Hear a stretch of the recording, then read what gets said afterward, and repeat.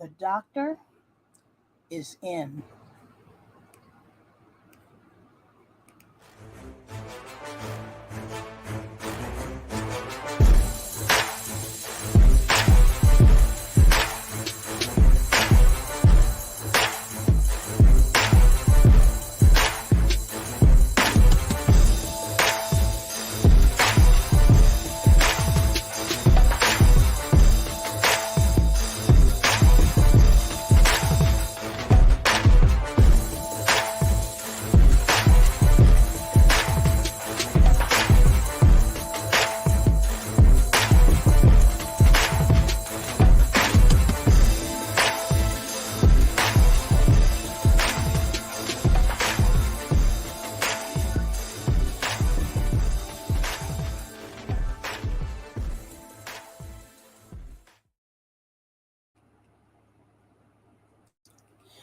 Hi, I'm Dr. Cynthia Elise Smith, and I am an anti racism, anti white supremacism educator and essayist, specializing in lectures, discussions, presentations, and just talk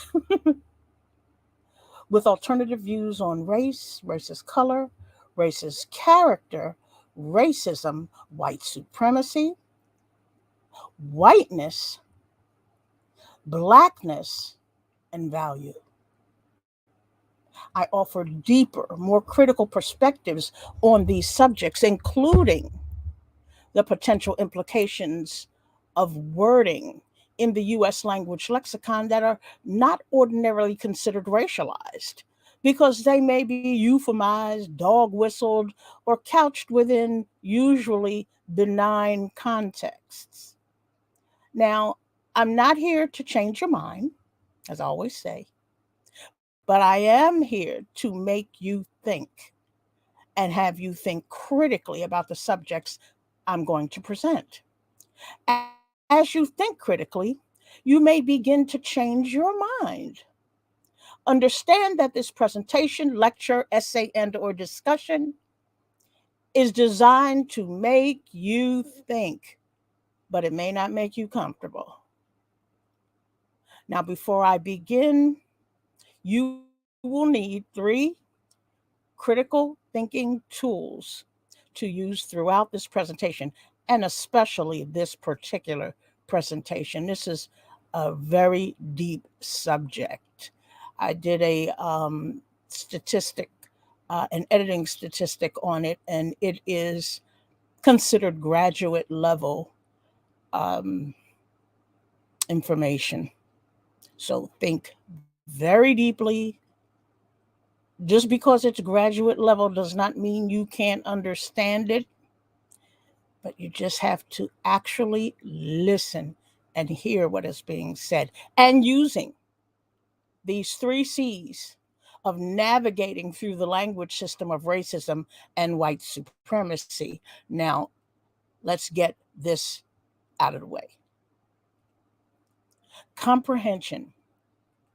Comprehension is most important because it is the essence of understanding what you're saying, being told, writing, or reading, or the ability of your mind to form and craft the imagery and concepts from the words. Context. Context, second only to comprehension, is the ability to understand the circumstances that form the setting for an event, statement, idea, effect, consequence, or solution, and in terms through which it can be fully identified, comprehended, assessed, and understood, such as value. Next is connotation. It's the ability of the words to summon emotion or an idea or feeling that a word invokes in addition to its literal or primary meaning.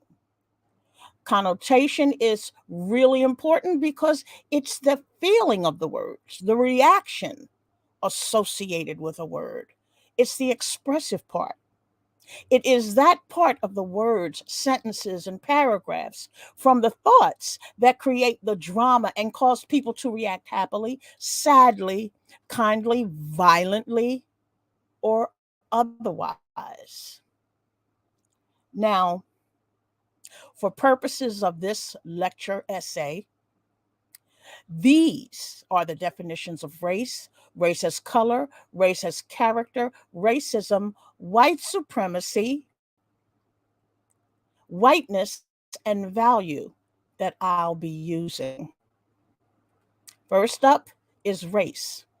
Race is any one of the groups that humans are often divided into based on physical traits regarded as common among people of shared ancestry. Race as color. Color used to distinguish a race of people. Race as character. Character used to distinguish a race of people. Next up is racism, and this is very, very important because too many people dwell on what's known today as interpersonal racism, when really racism, contrary to the popular belief, is the subjugation, systematic subjugation within established institutions in the US through structurally designed discrimination and denial of opportunity, equity, equality, and justice built into every institution in the country to control the formerly enslaved and their descendants in perpetuity, meaning forever, after the enslavement ended and the enslaved were emancipated. It is not simply prejudice or bias and the associated behaviors. Think of it this way: can Black people despise white people? Absolutely. Can Black people hate white people because they are white? Yes. But can Black people as a collective suppress the vote, ban books by white authors simply on the basis of race, change history to sanitize it for the comfort of Black people, deny the very system that was created in the first place in the face of overwhelming generational evidence that exists to this day? No. That is exclusively whiteness at work, using the mechanism of racism as that unbleached definition describes. Okay? Next up is white supremacism, which is the ideology that uses the color white and whiteness as a value and merit measurement, a metric where superiority and goodness align with the color white and the color black, and blackness are aligned as bad or inferior, each having been assigned generations ago to skin pigmentation. Whiteness, the theory that skin pigment or the assignment of skin color to the assignment of white to imply skin color. Let me start that over again. The theory that skin pigment or the assignment of the color white to imply skin color grants the individual with certain natural rights and privileges. The indoctrinated perception is of complete sovereignty over and above anything else on the planet Earth. And finally, value, which is the desirability of a thing, often in respect to some property, such as usefulness or exchangeability, worth, merit, or importance. Value has an intrinsic association with the terms race, race as color, race as character, racism, and white supremacy, because value is the codifier for those terms, providing both context and connotation and leading to a better comprehension of each. Now, today's essay lecture is called generational trauma, and the perpetual victimhood mindset. Listen carefully. This is a deep discussion.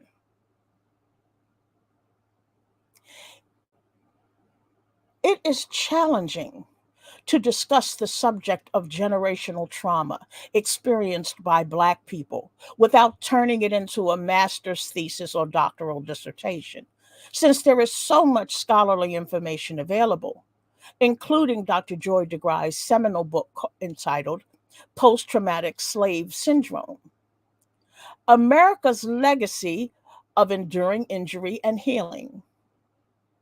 In addition, recent studies discussing a growing consensus that transgenerational health disparities affecting Black people persist due to continued interpersonal and structurally institutional discrimination in the United States, and studies of epigenetics on the effects of racism on Black people show how Black people may biologically inherit harmful generational trauma from racism and white supremacism. Now, generational trauma is described as the transference of traumatic experiences or stressors from one generation to the next. One of the many types of traumas, it can happen through direct experience, witnessing violence, or living in an environment where violence is a constant threat.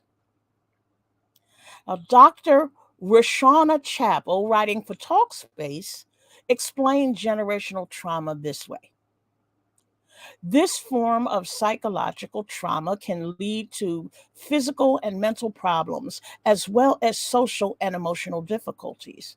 For example, children who grow up in homes with domestic violence and experience childhood trauma may develop anxiety or depression as adults. They may also have trouble trusting people or forming intimate relationships. This cycle of unresolved trauma can affect generations to come. Chappell also wrote, generational trauma can be passed down through DNA to family members. Read that again. Generational trauma can be passed down through DNA to family members. Some people may be predisposed to it, but it is important to remember not everyone who experiences intergenerational trauma has symptoms related to their experience. Many factors are at play regarding inherited trauma, including resilience. Listen to that word, resilience, because it's going to come back again. Support systems and resource access. Is everybody following me so far? Okay. We'll be able to talk about this hopefully in the discussion portion, where I'm hoping that we can get some comments and some questions, and maybe you'll even come up on the panel. Those of you of my illuminators who are still here. Racialized generational trauma has been linked back to the enslavement through the present day.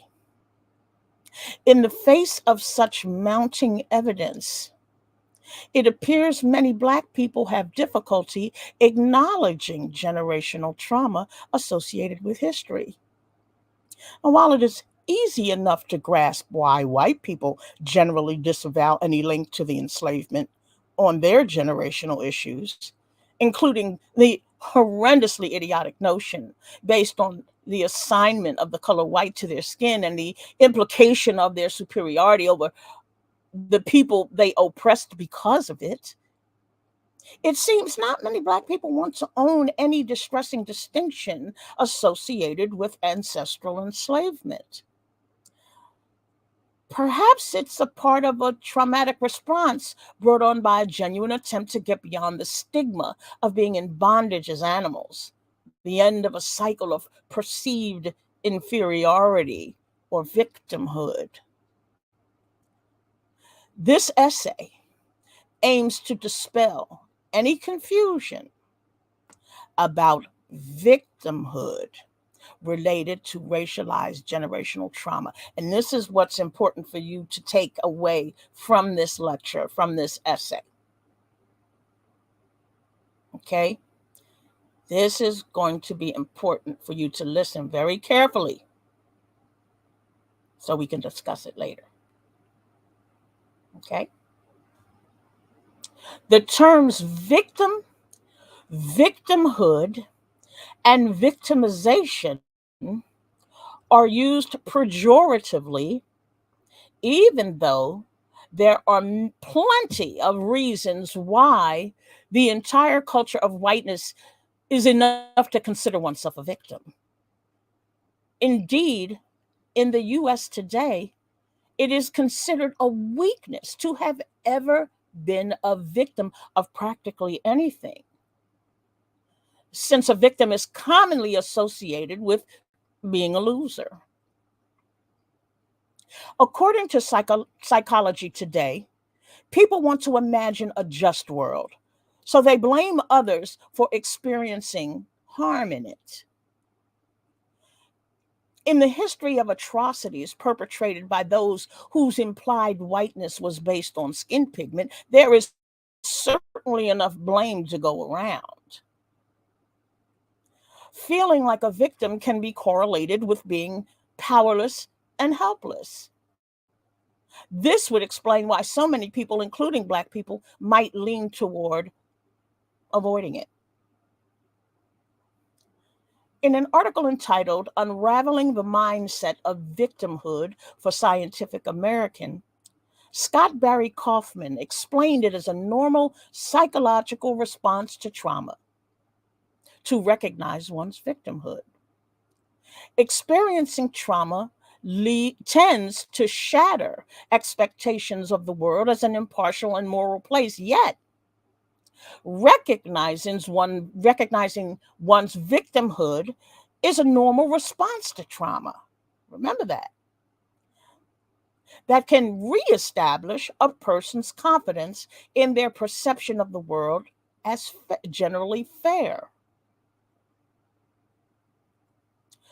Kaufman's article, I want you to think real carefully about this, what I'm about to say, for later, or what happens later in this lecture.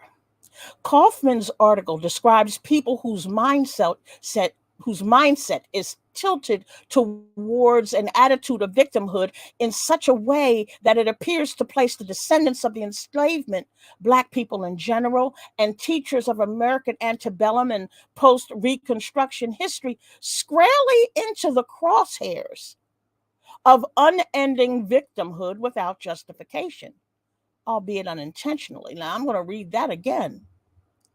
The article that I'm using, this guy Kaufman, he describes people whose mindset is tilted toward people whose mindset is tilted toward or are tilted toward an attitude of victimhood in such a way that it appears to place the descendants of the enslavement, Black people in general, teachers who teach Black history, American history, antebellum and post-Reconstructive history, Jim Crow, anything Black. The article places these people squarely into the crosshairs of unending victimhood without any justification. It's like we are what he calls perpetual victims. Okay? Described as the perpetual victimhood mindset, it suggests that anyone who focuses on grievances possesses an ongoing feeling that the self is a victim, which is generalized across many kinds of relationships. As a result, victimization becomes a central part of the individual's identity. He explained that people with this perpetual victimhood tend to have an external locus of control. They believe that one's life is entirely under the control of forces outside oneself, such as fate, luck, or the mercy of other people. Reflecting on Kaufman's statement, however, he also attempted to clarify that while there is no equivalence between having experienced trauma and possessing the perpetual victimhood mindset, quote, a victimhood mindset can develop without experiencing severe trauma or victimization. Vice versa, experiencing severe trauma or victimization doesn't necessarily mean that someone is going to develop a victimhood mindset. So, got himself out of it for a little bit, but to illustrate a person or persons with a perpetual victimhood mindset, Kaufman's article provided 4 statements used to determine such a prospect on a sliding scale from 1 to 5, a little Likert study, from 1 to 5, from non applicable to very applicable. Psychiatrists acknowledge that people with a score of 4 or 5 on all of the statements may have a tendency for interpersonal victimhood or a victimhood mindset. But what stood out? This is now, here is where you put on your critical thinking cap, put it on tightly and snugly. Put it on snugly. Okay. What stood out within the context of racism and white supremacism? See, because all that stuff I was reading before, it's generalized, how it's benign. But as I do all the time, and I admonish my illuminators to do as well, is to look at it through a racialized lens. Now that you are learning how to navigate the language, how to speak the language of racism and white supremacy, you're learning. I'm teaching you how to understand the language so that, just like I always use that example of a foreign country. You go to this foreign country and you can't speak the language, you can't communicate with the locals. But if you understand the language, you know what they're saying about you. When you go to the nail salon, you know that language, you know what they're saying about them feet.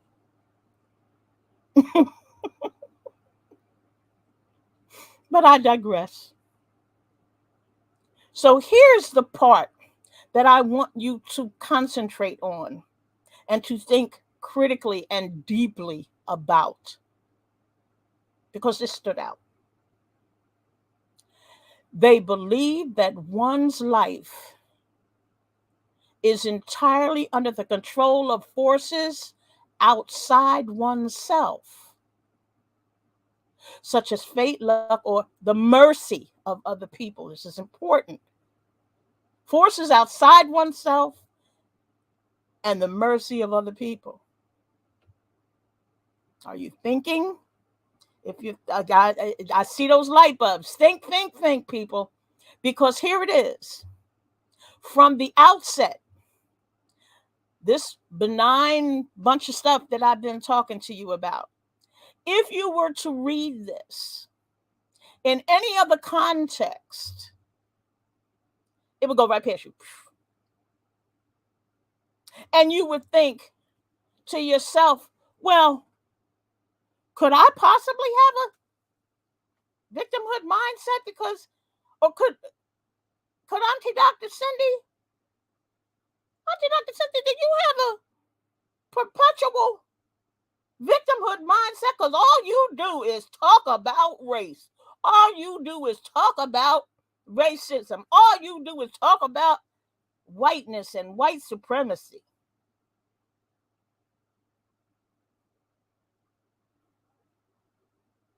Do you think you were a victim? So from the outset, the statement is grossly misleading. I'm going to read that statement to you again. They believe that one's life is entirely, these are people with that mindset now, perpetual victimhood mindset. Believe that one's life is entirely under the control of forces outside of oneself, such as fate, luck, or the mercy of other people. So, from the outset, that statement is grossly misleading because it assumes no rationality for the lived experiences within the culture of Blackness and the generational trauma of those historical atrocities. We already know, study after study after study, the proof is there. It's in the pudding that it exists. However, taken on its face, you read the article, you take it on its face without putting on your critical thinking caps, using your 3 tools: comprehension, context, and connotation. And we're working within the framework, within the context of racism and white supremacism. Okay? But if you don't put it in that, or look at it through that lens, and you just look at it for what how it is written under the white gaze, it assumes being under the control of forces outside oneself and at the mercy of other people isn't sensible. It's nonsense. It's like, it doesn't make sense. It's not feasible. It also suggests that there are no institutional or structural barriers in place even today, let alone throughout the history of this country, that would justify the belief in the control of forces outside oneself and being at the mercy of other people. If you're just reading it, and you say, if you're average white person reading it, you're going to say, you're not even going to look at it within the lived experience of a Black person.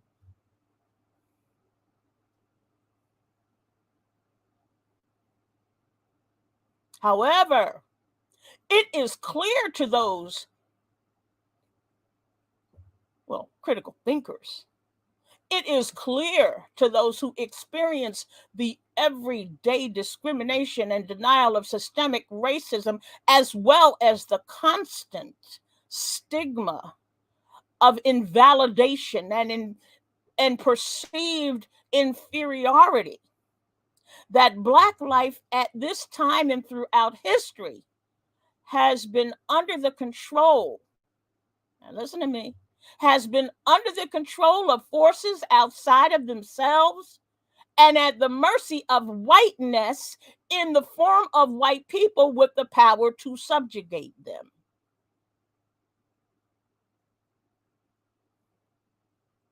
Scholars like Dr. DeGry and others are not claiming victimhood by positioning facts with what Dr. DeGry calls a theory that explains the etiology of many of the adaptive survival behaviors in African American communities throughout the United States and the diaspora, and giving such generational trauma the name post-traumatic slave syndrome. But they are keenly aware of the victimization caused by generations. Now, listen to what I'm saying.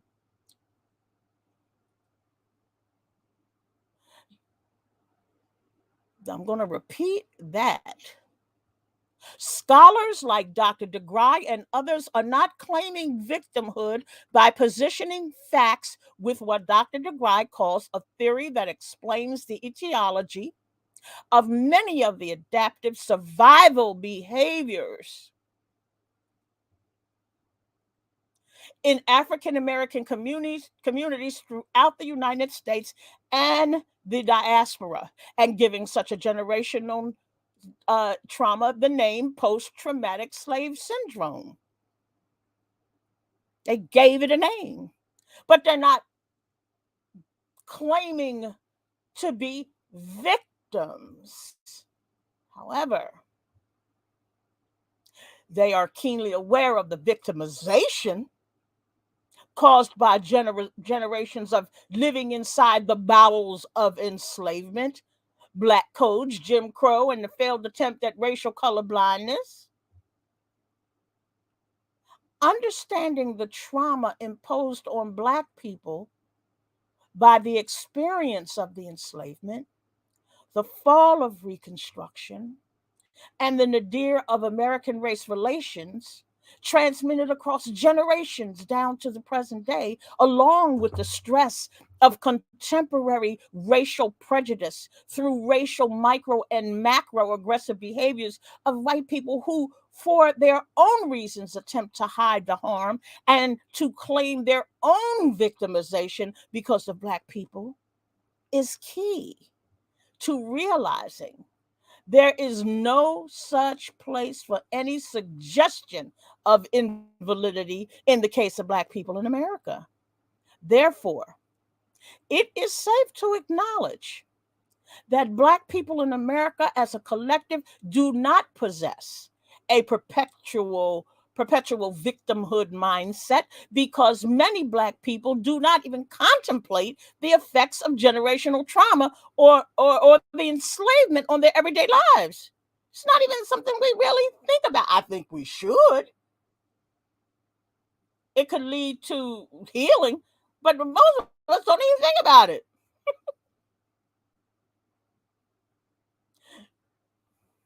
Nor do most black people perceive themselves as perpetual victims without cause, but rather consider themselves resilient people. There's that word. Resilient people who were and continue to be victimized by a culture of whiteness that is tangible, experienced, and confirmed. So, in conclusion,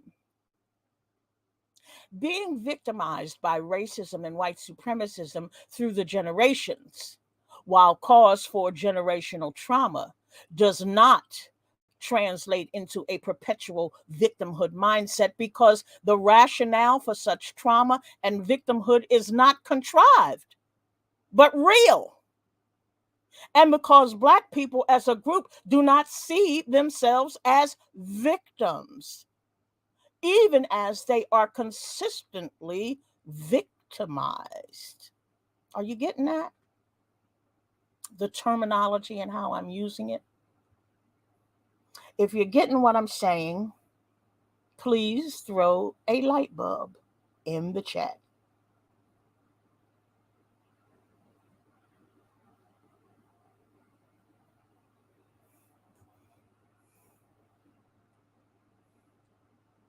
Quite the contrary. Generational racialized trauma still manages to translate into triumph, not loss, resilience, not weakness, success, not failure, and power, not powerlessness, for black people who are still thriving at this juncture in history, despite all attempts to hide and distort the facts which support the reality of lived black experiences. And that brings me to the end of this essay, discussion, lecture.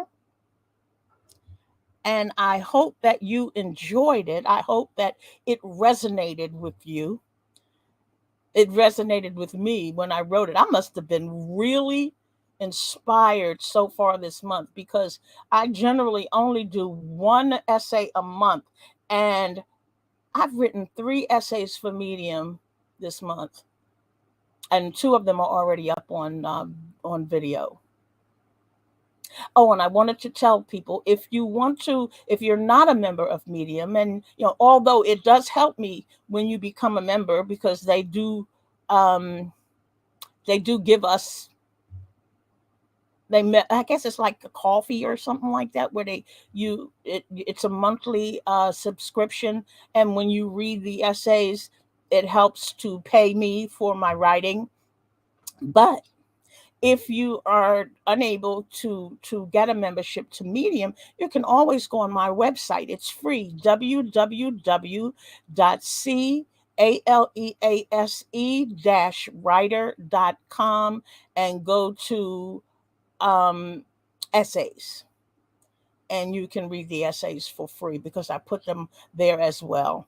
You can also look at my videos from there as well. I have a link to YouTube from my website.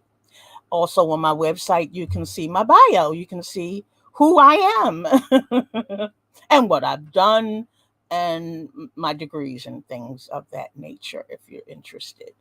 Um, I'm going to look now and see what we got going on here in the way of light bulbs, in the way of illuminators. I'm hoping very much that you got something out of the lesson today. Hi, Riddler. Coffee, wine, and water. Hello, hello. Universal tea with Marie. Hello. Aries one. How are you? Salima. How are you? Yes. For me to see you. Happy to see you. For me to see you. If you haven't subscribed already, please subscribe. Listen, anybody who has not subscribed, please subscribe. I'm getting so close to having 1,000 illuminators. Imagine the light in that room.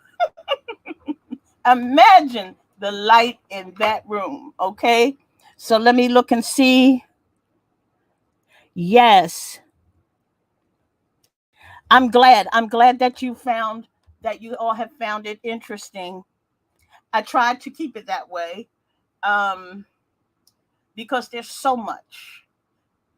In fact, I'm really feeling inspired to write even more this month, because I guess because there's so much going on, and I try to keep my mind off of some of these other subjects, even though they are my guilty pleasures. You guys know exactly what I mean, because we see each other on these, on the other, on our favorite content creators pages and chats and things, and this is how a lot of us got to know each other so well. Um, yeah. Oh, thank you. Yeah, Universal Teas with Universal Tea with Marie. Yeah, yeah, I do try to open up the mind when I write things, because when you stop and think about it. Well, first thing I'm going to do, though, I'm going to put the um let me put the chat in the I'm going to put the chat in here. The not the chat, the hold on. I'm going to put the link in here for you to look at. And I got a lot of, oh geez, look at that. The light is like, the light is lighting in here. The light is lighting. Let me put the chat in the chat window, just in case you might want to come up. I mean, if you don't want to come up, that's fine too, but I'm putting the link in the chat for you, just in case you might want to come up and discuss it. Um, um, Thank you. I'm hoping that everybody here will share the video, um, because in this particular thing, I'm going to be talking more about generational trauma. I'm going to get some more information from Joy DeGrye's book, and we'll discuss the racialized generational trauma from her perspective and from the perspective of some others, and that's coming, and because it's important for us to know, and because a lot of people will say, I mean, I know there are people that that have to have heard People say, well, what does slavery have to do with it? I mean, this person, that person, this person's a rotten father, this person's a this or that or whatever, without acknowledging the generational interrelational trauma associated with, for example, here's an example for you. I did an essay. Well, no, I didn't write the essay. One of my colleagues wrote the essay, and it was about corporal punishment on children. It was about, I hope you can hear me. It was about corporal punishment on children. And I'm not a proponent of corporal punishment. I'm not saying that to say that I was part of that cycle. I was beaten as a child with belts. And, you have people who are really proponents of it. I am not. Um, I broke the cycle for my, of that for my children, and I have seen the benefits of it. Like I said, my oldest is now 47, my middle is 45, and my youngest is 37, and they are wonderful people, and they broke the cycle. I broke the cycle, and my children didn't use corporal punishment. But I'm digressing. I I read the article on that corporal punishment, and it ended up it's on YouTube. You'll find it. I ended up crying because I learned that day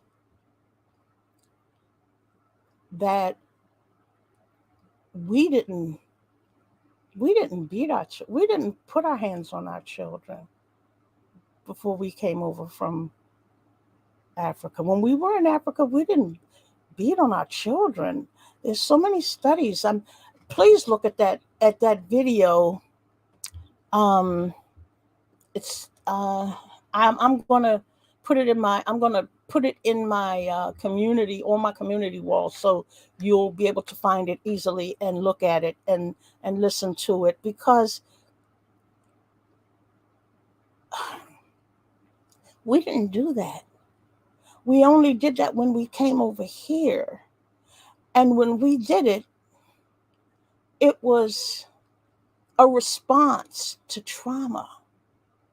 It was a protection for our children. Now, we know there's stories of women who killed their children before they would allow them to be brutalized. But there were also mothers who beat their children in front of the, um, I don't want to say master, in front of the, the person who had them in bondage. Because if they hit them, if they beat them, they could kill them. So the slave, so the enslaved mother would say, "I'll beat him. Let me beat him. I beat him." It was a way of protecting the child. The whole idea of spoiled. Well, I don't want to get into a whole nother set of subjects. I'm going to talk about that on another video, about the concept of spoiling the child and where that came from. Guess what? There's so much that comes directly from the enslavement. You would be surprised how much comes from the enslavement. So when people say to you, we need to get over that because that doesn't have anything to do with what's going on today. Oh, really? Then why are you still beating your child? Why do you think that's a good thing? Now, I'm not coming for people who do, because this is generational. This is, well, my mother did it. My father did it. Their father did it. Well, what are you talking about? You're talking about generations of the same thing. So anyway, we're going to talk about that. In fact, I'm feeling another essay coming on about just that. And hopefully it will resonate with you, and we can begin to break the cycles of racism and white supremacism, what that trauma has had on our lives. Oh, I'm glad to hear that. Yeah, yeah, that's right. If I'm gonna put that, I'm gonna pin that to my community wall. That video for you, so you can see it and hear it and learn from it. Yes. Now somebody put. Oh, you said learned. I don't quite understand what you mean by. Oh, wait a minute. A learned behavior from slavery. Yes. Yes, that's what it is. All the way generationally. It's what came generationally. The whole idea. Hey, guess what? I mean, it's a wonderful. Here's something else. It's a wonderful thing to have to be polite. Natural to be polite. Yes, ma'am. No, ma'am. Yes, sir. No, sir. Guess where that came from? One guess. And that's not to say that it's not a good thing to be polite to your parents. I mean, generationally, it moved into Black family life. But initially, during enslavement, it was what we used to address them. We didn't address ourselves that way. The children didn't address their families that way necessarily. It was how we addressed the master and the master and the mistress. Yes, ma'am. No, ma'am. Yes, sir. No, sir. You know. Yep. All righty. Well, I'm going to get ready to go. Again, that essay is called Generational Trauma and the Perpetual Victimhood Mindset.